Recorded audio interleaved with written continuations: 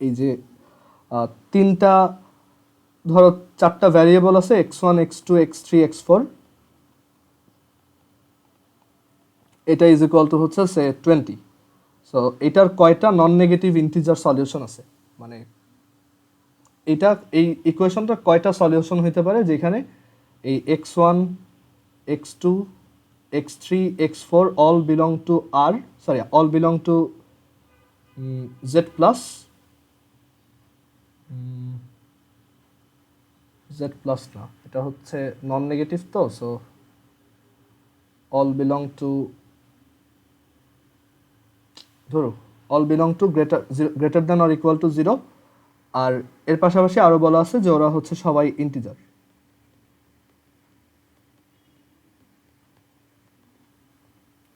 এটা হয়তো করাইছিলাম যে এরকম চারটা ভ্যারিয়েবলের সাম কয়ভাবে 20 হইতে পারে। ওকে, যেখানে এগুলো হচ্ছে এক একটা greater than or equal to 0, যেখানে তুমি এই এক এক 20টা অবজেক্ট চিন্তা করবা এরকম, আর এই তিনটা প্লাস সাইনকে তিনটা বার হিসেবে চিন্তা করবা।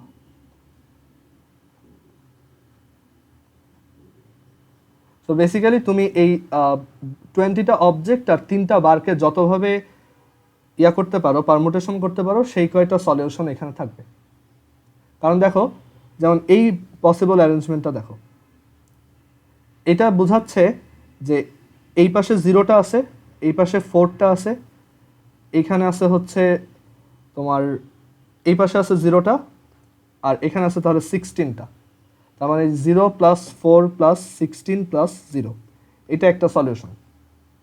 ওকে, সো এরকম ম্যাথে অ্যাকচুয়ালি অ্যান্সার হচ্ছে যে এখানে তোমার 20টা অবজেক্ট আইডেন্টিক্যাল, আর হচ্ছে প্লাস কয়টা আছে, প্লাস আছে 3টা। So 20 plus 3, 20 plus 3 factorial divided by 20টা অবজেক্ট একই ধরনের, আবার তিনটা ওই বার সাইনও একই ধরনের, or simply just 23C3. Okay, 23C3 এভাবে করা যায়। এটা এতগুলো সলিউশন থাকবে। আমি একটা ছোট এক্সাম্পল দিয়ে দেখাই, এটা অ্যাকচুয়ালি বেশি বড় হয়ে গেছে। একটা ছোট এক্সাম্পল দিয়ে দেখাই যে x1 plus x2 plus x3 is equal to 10। তিনটা নাম্বারের সাম কয়ভাবে 10 হয়, যেখানে এখানে হচ্ছে x1 x2 x3 distinct variable, মানে তারা ডিফারেন্ট। তো এটাকে এইভাবে চিন্তা করতে পারো যে তোমার কাছে 10টা অবজেক্ট আছে, 10টা আইডেন্টিক্যাল অবজেক্ট আছে, আর হচ্ছে দুইটা বার আছে। এই দুইটা প্লাস সাইনকে দুইটা সেপারেটর হিসেবে চিন্তা করো।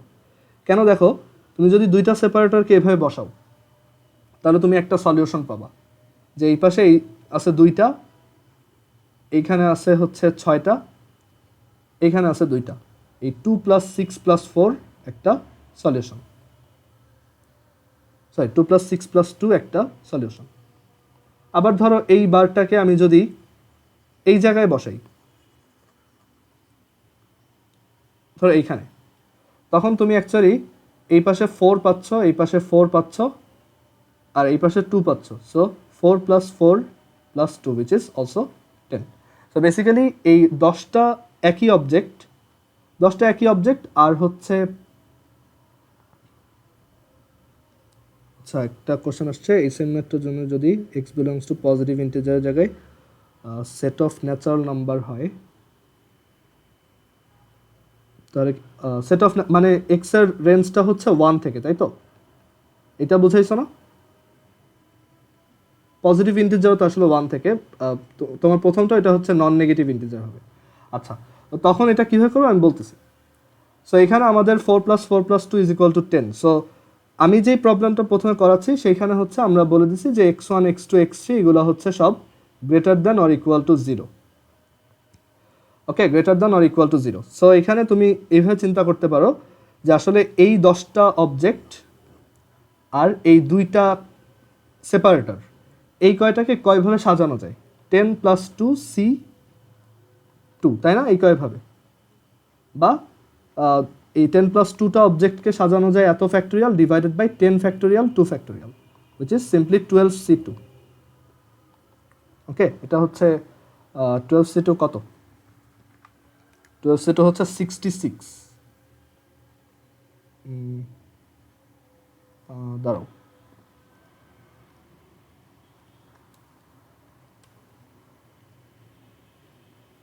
এটা হচ্ছে 66, ঠিক আছে। আচ্ছা, তো একজন কোশ্চেন করছো যে যদি এটা ধরো গ্রেটার দেন 1 হয়, মানে আমি এবার বলে দিলাম এইগুলো হচ্ছে 0 না, এটা হচ্ছে সেট অফ ন্যাচারাল নাম্বার হয়। ধরো আমি আরও একটু ভ্যারিয়েশন দেখাই, যে আমি চাচ্ছি যে এক একটার জন্য আমি এক একটা ইন্টারভাল সেট করে দিলাম, যে এখানে 3টা ভ্যারিয়েবলের সাম কয়ভাবে 10 হইতে পারে, যেখানে ধরো ফার্স্ট ভ্যারিয়েবলটা 2 থেকে বড়, তারপর সেকেন্ড ভ্যারিয়েবলটা 0 থেকে বড়, আর থার্ড ভ্যারিয়েবলটা 1 থেকে বড়। ঠিক আছে, আমি আরেকটু ভ্যারিয়েশন করলাম।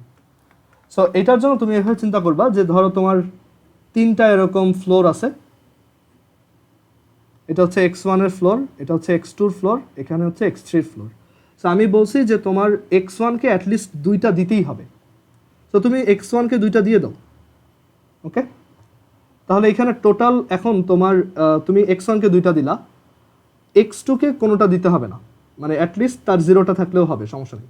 আর x3-কে একটা দিয়ে দাও, তাহলে তোমার কমে গেল কয়টা? 3টা।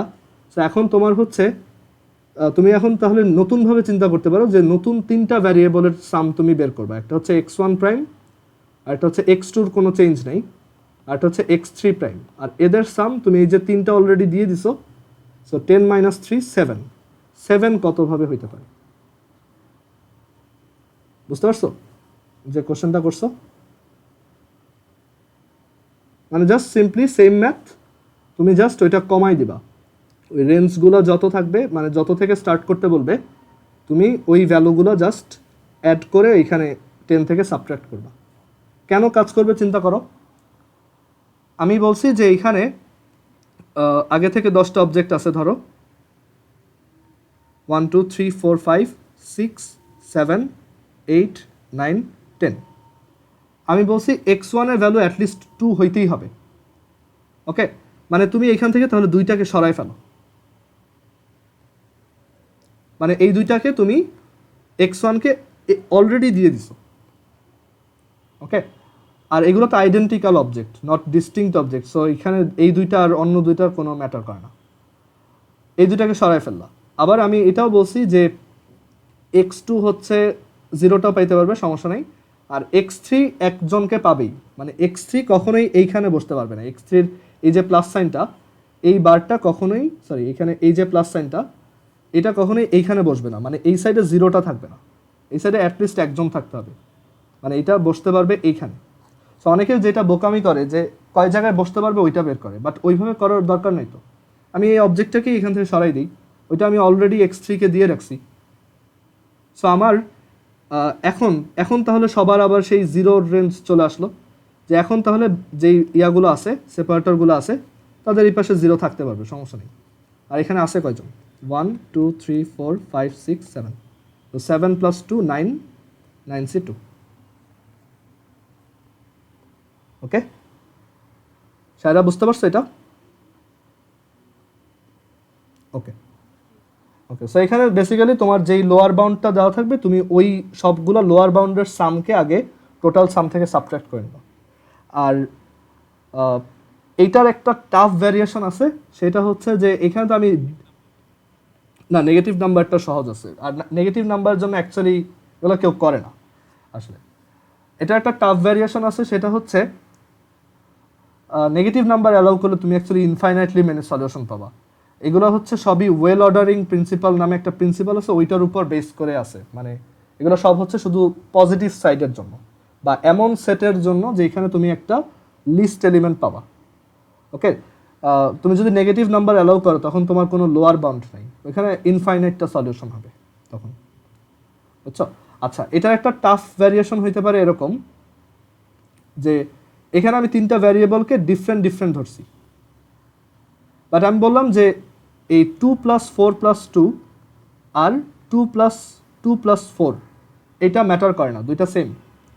ওইটা বের করা খুবই টাফ, ওইটা এইভাবে বের করা যাবেও না, ওইটার জন্য একটা স্পেশাল ফাংশন আছে, সেটাকে বলা হয় Stirling number of second kind. এটা কেউ যদি ফিউচারে পড়ো, সিএস পড়ো, কম্পিউটার সায়েন্স নিয়ে পড়ো, তখন শিখবা Stirling number of second kind. ওই বা নেটে সার্চ দিয়ে দেখতে পারো, একটা ফাংশন আছে, ওইটার ভিতরে এন বললে ও ওইটার সলিউশনটা জেনারেট করে দেয়। Okay, Stirling number of second kind. আমি এটা actually Stirling number of second kind যেটা, ওইটা কলেজ লাইফে পারতাম না, মানে পারতাম বাট কয়েকদিন পরে ভুলে গেছি। ওই স্টার্লিং নাম্বার অফ সেকেন্ড কাইন্ডেরও রিকারেন্স রিলেশন আছে, যাই হোক ওইটা পরের ডিসকাশন। সো এই হচ্ছে মোটামুটি এক্সট্রা যা ছিল, ওই পারমুটেশন কম্বিনেশন, তারপর হচ্ছে প্রবাবিলিটির বইয়ের ম্যাথগুলো অ্যাকচুয়ালি এরপর আমার মনে হয় না দেখানো লাগবে, ওইগুলা নিজের একটু ট্রাই করতে পারো, অথবা আমি করাই দিব, সমস্যা নেই। তো এখন একটু ওই ফিজিক্সের দিকে যাই।